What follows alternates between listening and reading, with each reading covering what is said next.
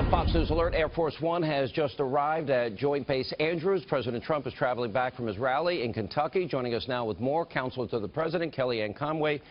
I want to stay on this issue and how wrong the media has it in so many different ways.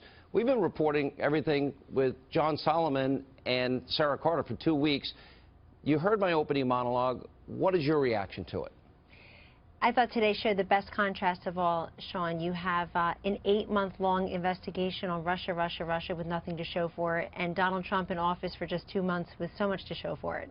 He just had his rally in Louisville, Kentucky, promising to make good on uprooting and repealing and replacing the most intrusive, invasive, expensive, and expansive law entitlement that we've had in generations. And he's making good on that promise just this week by negotiating, by listening, by improving and making progress on the bill with leaders in the House and the Senate, and of course our governors who control the Medicaid dollars. And so I think the contrast is really remarkable. I love the way President Trump defied all the negative noise inside the Beltway by going to Kentucky and putting a very positive, optimistic message out there for all to see. The positive, optimistic message that he delivered in Louisville tonight really matches the markets, the stock market, the consumer confidence, a 12-year high in confidence among home builders, according to a report last week.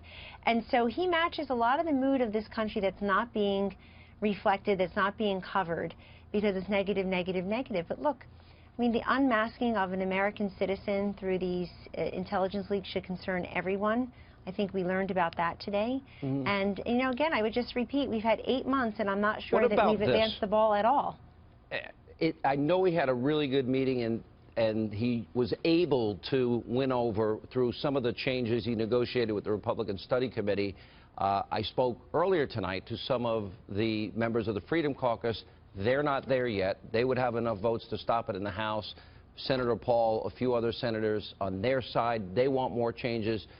The president wants a vote by Thursday, or Paul Ryan, who we'll talk to in a minute, wants a vote by Thursday. You convinced that'll get done? Yes, the president and vice president have really leaned in on this, and they're confident that we'll get the votes. And as you just intimated, some changes have been made to the legislation. That's even what tonight, leaders do. That's right. They listen.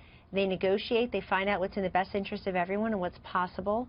And some things can change, some things can't, frankly. But you know, the president made a really good point tonight in his rally in Louisville, Sean. He talked about this Thursday getting the health care repeal and replacement done, getting that vote in the House. And then he said we're going to move on to taxes soon, and then we're going to tackle drug pricing. And the president's own words tonight were, some people say getting the cost of drugs down and medicines is just as important as tackling health care altogether, because this is really something we hear from people all over the country. It's just damaging the everyday affordability of life, and it's why people found that the original Affordable Care Act was neither affordable nor sustainable. The two solutions that make the most sense to me are, number one, medical savings accounts, which I've advocated for years, and the second, I keep putting this guy from Wichita, Kansas on radio and TV. His name is Dr. Josh Unger, Atlas MD, $50 a month per adult, unlimited care, concierge care, $10 a month per child. He negotiates directly with the pharmaceuticals, 95% discount, literally a 98% discount for x-rays, MRIs, every procedure, broken leg, stitches, all taken care of. Add a catastrophic plan, semi-high deductible, and you're fully covered. God forbid you get cancer, heart attack, or a bad accident. It's so simple in so many ways. Is that all going to be in this bill by Thursday? That's what I want to know. The president, as a non-politician who appreciates free market solutions, private solutions, listens to accounts like that. And that's the whole point here, is that when you have top-down government-run health care that people are forced to purchase on or pay a penalty, a tax essentially, you don't even listen to examples like the one you just related and relate regularly to your audience. There are so many great best practices out there in the free market, and this president is somebody who's listening to that and putting it in there. But we feel confident. I was up on Capitol Hill tonight with our Director of Legislative Affairs, Mark Short. We met with members of the Republican conference. Folks are on Capitol Hill constantly. People are over to the White House, as you know. They're working the phone. So this is a very collaborative process.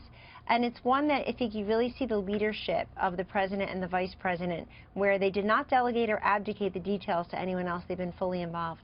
And along with Speaker Ryan and, of course, Leader McConnell and the leadership in both chambers. I got to tell you, and Dr. Umber, in his case, he was able to duplicate this in 1,000 other practices around the country, and there's so many new paradigms that will emerge. It'll be fascinating to see that change for the better for people that now can afford health care and have a better plan, and competition will do that. Kellyanne, we love having you. Good to see you. Thanks for being with us. Thank you, Sean. Bye. All the best. Thanks.